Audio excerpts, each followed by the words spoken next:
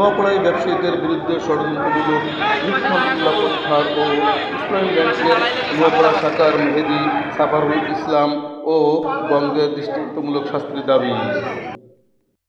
নোয়াপাড়ায় ব্যবসায়ীদের নামে মিথ্যা মামলা ও প্রত্যাহারের দাবিতে মানববন্ধন। আসসালামু আলাইকুম। শুনছিলেন সংবাদ শিরোনাম, এবার বিস্তারিত রিপোর্ট করছেন আমিরুল ইসলাম।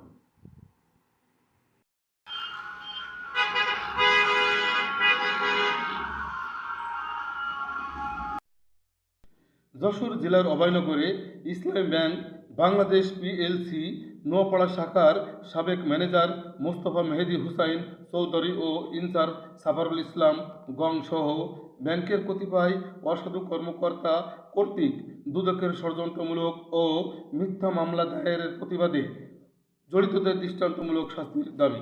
বক্তারা অভিযোগ করেন, ব্যাংকের অসাধু কর্মকর্তা মোস্তফা মেহেদী হুসাইন চৌধুরী ও সাফারুল ইসলাম ও আব্দুল হান্নান ব্যক্তিগত স্বার্থে ব্যাংকের নিয়মনীতি উপেক্ষা করে কোটি কোটি টাকার অর্থনৈতিক লেনদেন করেছেন বলে বিষয়টি জানাজানি হয়।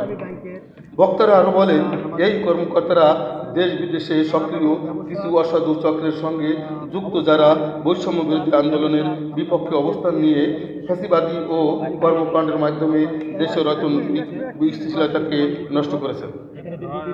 অনেক সুনামের সহিত ব্যবসা করছে। আমাদের স্থানীয় ব্যবসায়ীরা যারা ইসলামী ব্যাংক থেকে নোয়াপাড়া শাখা থেকে লোন নিয়েছে, তাদের ব্যবসার মর্টগেজ থেকে ব্যবসার সুনাম দেখে তাদেরকে লোন দিয়েছে। ইতিমধ্যে ইসলামী ব্যাংকের ম্যানেজার বাজারে শান্তিপূর্ণভাবে আমরা ব্যবসা বাণিজ্য করতে চাই। আমরা জনগণের পূর্ব কাজ হয়ে আজকের এই মানববন্ধনের কাজ দুর্নীতির মিথ্যা মামলা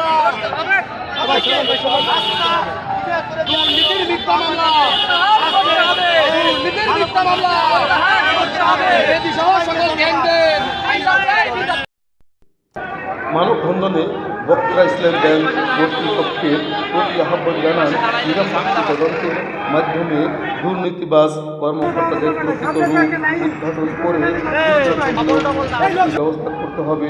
তারা বলেন, দেশি বিদেশি সক্রিয় জড়িত মূল হোতাদের চিহ্নিত করে তাদের আইনে আওতায় আনতে হবে।